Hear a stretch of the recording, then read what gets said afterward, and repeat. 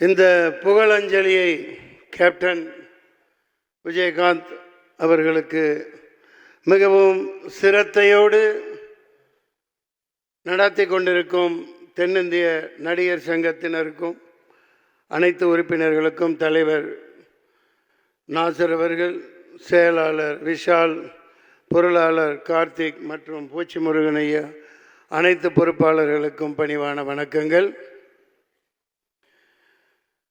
உலகத்தில் புரட்சி தலைவர் எம்ஜிஆர் மக்கள் அனைவர் மனதிலும் இதயத்திலும் இடம் பிடித்தவர்.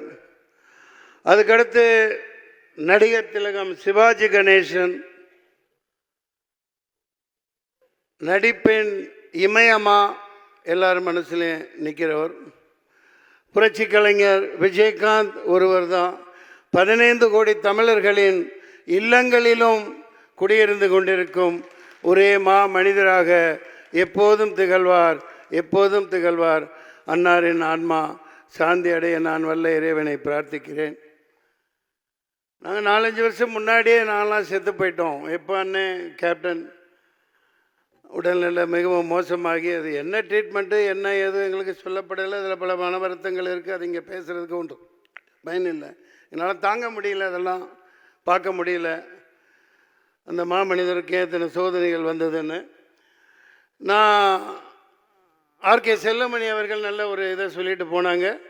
அதன் தொடர்ச்சியாக புரட்சி கலைஞர் வளாகம்ங்கிறது வைக்கிறதுல ஒன்றும் இது இல்லை. ஆனால் நடிகர் சங்கத்தின் தலைவர், பொருளாளர், முக்கியமாக கார்த்திக்கு நான் வேண்டி கேட்டுக்கிறேன், இது ஒரு கருத்தாக நீங்கள் எடுத்துக்கோங்க. கடன் வாங்கி ஏதாவது இப்போ கட்டுறதுல என்ன சிக்கல் என்ன ஏதுன்னு தெரியல, இந்த இடத்துல சொல்லணும் மக்கள் அறிய. ஏன்னா நம்மெல்லாம் மிகப்பெரிய லெஜெண்டாக இருந்த ஒரு கேப்டன். நான் அவர் தலைவராக இருக்கையில், நடிகர் சங்க தலைவராக இருக்கையில் செயற்குழு உறுப்பினராக இருந்தவன்.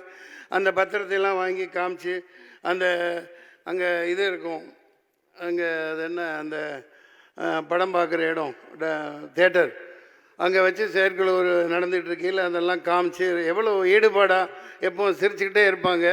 கடன் வாங்கி கட்டாமல் அதை அவர் பாதையில் மொய் விருந்து மாதிரி எப்படி ஒரு படத்தில் பண்ணியிருப்பாங்க, அந்த மாதிரி மொய் விருந்து வச்சு எந்த செலவும் பண்ண வேணாம், 5 பைசா நடிகர் சங்க செலவு பண்ண வேணாம்.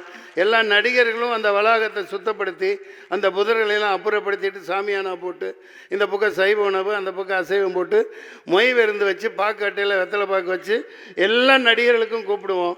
அவங்க 10 கோடி 5 கோடி எவ்வளோ யார் என்ன தர்றாங்களோ டிடியோ செக்கோ வச்சுட்டு போட்டோம். பாருங்கள், மிகுந்த வரவேற்பு இருக்குது. என்னை தப்பாக எடுத்துக்க வேணாம். அவங்க கேப்டன் அழகாக இலைக்கு கீழே தாலியை வச்சுருப்பாங்க. அதே பாணியில் அது வேறு ஃபார்மேட்லேயும் பண்ணிக்கலாம், ஒன்றும் தப்பு இல்லை. எல்லாத்தையும் கூப்பிட்டு, ஏண்டா எவனோ இங்கே தமிழ்நாட்டில் ஆட்டை போட்டு என்னதையும் பில்டிங் கட்டுறான். 40 பில்டிங் கட்டுறான், 40 மாடி கட்டுறான், 50 மாடி கட்டுறான். இப்போ நம்ம கண்ணு முன்னாடி கூளை கும்பிடு போட்டவன் 20 வருஷத்துக்கு முன்னாடி என்கிட்ட அசிஸ்டண்ட்டாக இருந்தவன் பெரிய பில்டராக இருக்கான். நம்ம அதே இடத்துல இருந்துகிட்ருக்கோம். இப்போ கேப்டன்லாம் நடிகர் சங்கம்னா ஒரு இராணுவ பலத்தோடு இருந்துச்சு, இராணுவ பலத்தோடு இருந்துச்சு. சாதாரணமாக இருந்தார். எல்லா ஆட்சியாளர்கள்லாம் பயந்தாங்க. இல்லாட்டி ஒரு ராமேஸ்வர போராட்டம் ட்ரெயின் ஃபுல்லாக ரொப்பிக்கிட்டு அங்கே போய் நடத்தி காமிச்சிருக்க முடியாது. நெய்வேலி போராட்டம் இங்கே குறிப்பிட்டாங்க பேசினவங்க. நம்ம அதுக்காக நம்ம 2 கொம்பு வச்சுக்கிட்டு இருக்கணும்னு அவசியம் இல்லை. கதாநாயகர்கள் விஷால் உங்களுக்கு சக்தி இருக்குது, நாசர் சார் உங்களுக்கு சக்தி இருக்கு. இனிமேலும் நடிகர் சங்கம் ஒரு இராணுவ பலத்தோட மிகப்பெரிய அங்கமா தமிழ்நாட்டில் இருக்கணும். எவனுக்கும் கட்டுப்பட வேண்டிய அவசியம் இல்லை. பார்த்துக்கலாம், எத்தனையோ கோடி போட்டு பணம் எடுக்கணும். தயவு செஞ்சு கடன் வாங்காதீங்க. அதாவது டிரான்ஸ்பரண்டாக இருக்கட்டும். எந்த நடிகர் என்ன கொடுக்குறாங்களோ என்னங்க இதெல்லாம் ஒரு ஜுஜிபி மேட்ருங்க, சாதாரண விஷயம். ஒரே வருடத்துக்குள்ளே கட்டப்பெறணும். விஷால் அது நிச்சயமாக செய்வார். கார்த்திக் பொருளாளர்கிட்ட கெஞ்சி கேட்டுக்கிறேன், நான் கூட வரேன். நீங்கள் செயற்குழு உறுப்பினர்கள் மட்டும் ஈகோ பார்த்துட்டுலாம் இருக்க வேணுங்க.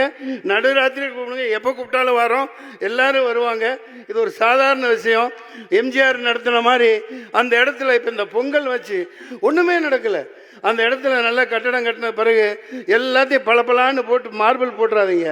பொங்கல் வைக்கிறதுக்கெல்லாம் இடம் வச்சுருங்க. வருஷம் வருஷம் கேப்டன் பேரில் பொங்கல் விழா நடத்தணும்.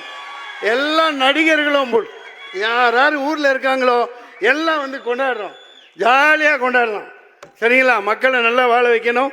அதான் கேப்டன் சொன்னது. அன்னாரின் ஆன்மா சாந்தியுடைய வாழ்த்துக்கள். பிரார்த்திப்போம். நன்றி, நன்றி, வணக்கம்.